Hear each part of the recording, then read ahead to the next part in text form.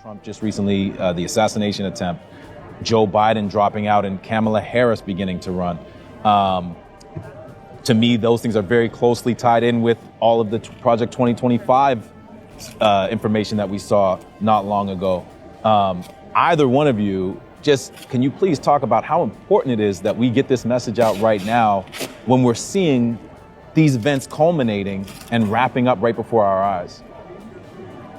You know what? Our church is asleep, isn't it? It's asleep.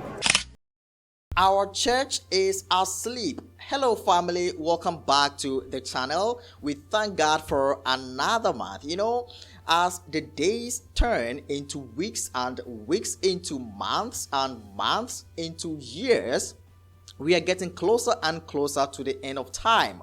So if you have something that you're doing, please don't waste time. All right, so today we are going to watch and interact with this interview by Professor Walter Veith and Brother Martin and the nice gentleman who was a Hollywood actor. And in the interview, they discussed current events in the context of Bible prophecy, and Professor Walter Veith made some important statements that may interest you. So without wasting much time, let's get into the video, and at the end of the video, I will add my thoughts. All right, so let's get into it right now and listen to the interview. With what happened with Donald Trump just recently, the assassination attempt, Joe Biden dropping out and Kamala Harris beginning to run. To me, those things are very closely tied in with all of the Project 2025 information that we saw not long ago. Either one of you, can you please talk about how important it is that we get this message out right now when we're seeing these events culminating and wrapping up right before our eyes? You know what? Our church is asleep, isn't it? It's asleep. What is our prophetic picture? Our prophetic picture is that the world will move back into a situation like it was in the Middle Ages, where the church will dictate morality by law. That is unthinkable under a Biden-Harris system of governance. Yes. Exactly. But prophecy says that it will happen. That's right. So what must happen? Christians must be galvanized into believing that they have to take control or the world will go to pot. That's right. So in the Hegelian dialectic, how do you achieve this? Let's say there's a master puppeteer behind the scenes. And he's trying to shift the mind into a synthesis where people will say, enough is enough, we have to dictate morality. So let's use some shock tactics. Let's put a message out there. I will empower the church from day one. Who said that? Donald Trump said that. That's right. And you will not have to vote again once you have done that. That sends a powerful message out into the world. At the same time, let's attack Christianity from every single angle. Let's bring in the woke world. Let's bring in the transgenders. Let's bring in all of these issues, and let's use the Paris Olympics to really rile the Christian world up and say, Christian world, stand together, enough is enough. Is that mindset happening in the world? Absolutely. And I don't think it's ironic that I don't think it's coincidence that it was in Paris. Of course. Of all places that they have these images being promoted. Where did it start in 1798? The whole, with what was it, secularism? Where secularism came up. Yes, that's right. Was in France. Absolutely. The French Revolution. France, which is the basis of the French Revolution and the whole ideology of do what thou wilt is the whole of the law, right? That's right, that's right. Now, if you want to create sympathy for that cause, then any event, whether it be real or whether it be unreal, that cements this mindset would be very useful. So let's say you have this assassination attempt. What did that do to the mindset of many people? Didn't it create a bond of sympathy? Well, sure. Even people, I mean, Facebook's Mark Zuckerberg, he said, even he had a comment favorable towards Trump after that assassination attempt. And he's so seen as a liberal, but obviously the devil understands how martyrdom works, Yes. because martyrs were some of the reasons why he wasn't able to overcome the church. And so he understands that when there's a martyr, people are going to have sympathy and empathy for them. So he's trying to use that to his Correct. advantage. Now, we don't know who's going to win the election. No. And we are not going to favor one or the other. But it's very interesting to me that the think tank around 2025 yeah. has been literally saying that these things have to be implemented from day one. That's right. And they also said they hope that it will be a bloodless revolution. Yeah, they hope it. So if the left capitulates, it will be a bloodless revolution. But they also said if the left wins, there will be a revolution. Wow.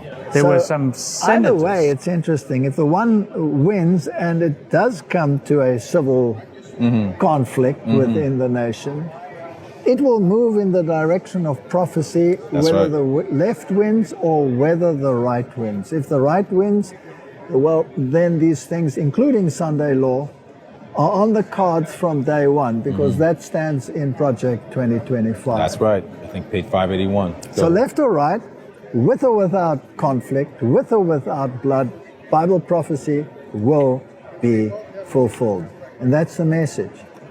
And the climate and the atmosphere that you have in the world right now is so open and conducive to this that whether they achieve it by the ballot or whether they achieve it by force, that's where they want to go. That's right. So Ellen White is clear when she talks about civil war, when she talks about the nations that we see currently in conflict, the separation between those who have and those who don't, and how those who are hungry and in need of food and money are going to rise up. And so we see these things are going to take place in So we're prophecy. going to have economic chaos. That's right. Doesn't Matthew 24 say that already? Absolutely. So let's say that the table has been set. The food is on the table. All we have to do is partake of it. That's right. And many people are sitting at the table already ready to eat. I did want to talk as well. Speaking of the church, you said that they're asleep. Revelation says that we are the Laodicean church. We're lukewarm. There have been some very public statements. And I don't know if you want to cover this. You can always cut it out later if you want to. But recently, Ben Carson was on Tucker Carlson. He made some statements. Number one, that there's nothing in the Constitution that speaks about the separation of church and state. He said that Donald Trump was chosen by God to save America. And he said that we should include the 10 Commandments in our school systems, and highly alluded to the idea that we should include them in our institutions in America in general. These are things that go directly against what Spirit of Prophecy says we should be doing. Exactly. As the most prominent, probably Seventh-day Adventist in the world, most well recognized, I would love to know what your thoughts are, not just on him, but on Adventism as a whole, and why is it that we're letting go? I think Elder Ted Wilson was saying, hold fast was his message. Why are we letting go of these truths just as we see them fulfilling? It's like ecumenism.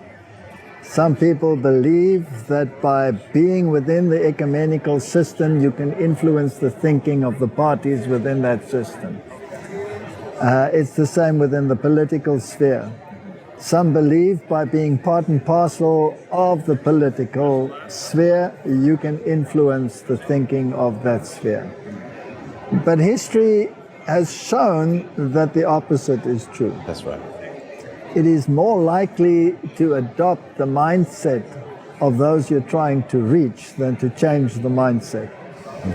And Ellen White gives very clear counsel that we should not be involved in politics. So I'm not talking addressing the mindset or the mentality of the people that choose to be involved in those things. I'm just saying the counsel is that we shouldn't. So that's point number one. Point number two, when you talk about the commandments, and certain states have, of course, now mandated that, and they're hoping it goes to the Supreme Court. Why do they want it to go to the Supreme Court? Because they want the backing of the Supreme Court to say that it's not against church and state. That's right. So once you introduce those things, then you have to ask yourself the next question: which 10 commandments? The biblical ones? That's right. Or the papal ones? That's right. And there's a vast difference. Huge, yeah. Now, what does the document in 2025 say, Martin? It will default to Sunday. So It will default to Sunday. Even though they recognize that people keep different Sabbaths, the statement is within that document, it will default to Sunday. Yes. Have you seen Collier's prophetic chart? Yes. In Collier's chart, it speaks very clearly about how the mark of the beast will come in phases, and it won't be something that is just immediately pushed on that, similar to what we saw in 2020. It'll be something that is encouraged, and then something that is pushed, and then something that is demanded, and then something that is enforced. And so we're seeing that with Project 2025. They said, some concessions will be made for the Sabbath, but we know that as things progress more and more based on prophecy, that's not going to be maintained. I did want to ask you as well, we've seen these conflicts going around the world with Ukraine and Russia. We're seeing what's happening in Israel right now. I have an article here from our magazine on our campus, Last Generation Magazine, that says all eyes on Israel. Can you talk a little bit about the false prophecies that we're seeing and the false fire that we're seeing in terms of revival, and why people are confused about what's really happening in Israel? Yes. Now, Jesus said, your house will be left to you desolate. Yes. That means there will be no more, on the political level, a recognition of the function of Israel as a nation. Your house is desolate. If you are in Christ, you are Abraham's seed and heirs according to the promise. In other words, there's been a shift from literal Israel to spiritual Israel. All those that are in Christ are Abraham's seed. And the church from a local level, which is the type, moved to the international level, every tribe, nation, tongue and people. And the church is distributed everywhere. Ye are the temple of the living God. There's no need for another temple. God is building a spiritual house built out of living stones. That's what the Bible teaches. So the attack that will come from the king of the north against God's people, against Israel, is against those that keep the commandments and hold to the testimony of Jesus. That's right. That will be the attack. And it's an attack in every nation, tribe, and tongue and people, so it has to be a universal influence. To switch it to a local level, you can watch for your salvation to unfold on television. Yeah. You can say, all right, this nation is going to attack that nation, and therefore this is the end of the world. And there's no preparation in your heart for what is coming. Wasn't that the mistake that Israel made when they didn't recognize Christ? That's right. They wanted a temporal kingdom. They wanted to be exalted as the nation that rules the world. And that's exactly what dominionism is about within the Christian world, and what the evangelical dispensational view is about Israel. That's right. Exactly the same thing. That's right. And if your eyes are there, you're missing the point. Because the Bible says you're not looking there, you're looking at the beast out of the sea, and you're looking at the beast out of the earth. Revelation chapter 13. You're looking at the implementation of the mark of the beast, and that's certainly not going to happen in literal Jerusalem. It's going to happen universally. There might be things happening there. That's not the focus. So all of these things might be coming true and might happen, but that does not mean that your focus has to go there. There's a little book, this Rome's Challenge. Please. Do you remember? This book, Rome's Challenge, is a reprint of what the Catholic Mirror wrote when there was an attempt to introduce Sunday legislation in 1888. And they blatantly state that the Sunday is the mark of their authority. Yes. And that the only ones who do not see any relevance in it within the Christian sphere are the Seventh-day Adventists. and that all Protestants are actually bowing in reverence to the command of the Holy Roman Catholic Church. Their words, not our words. So this challenge is almost like the first siege of Jerusalem. They could have implemented Sunday law in 1888 with the Blair Bill, but there was a withdrawal. Now they're coming with major force to do it a second time.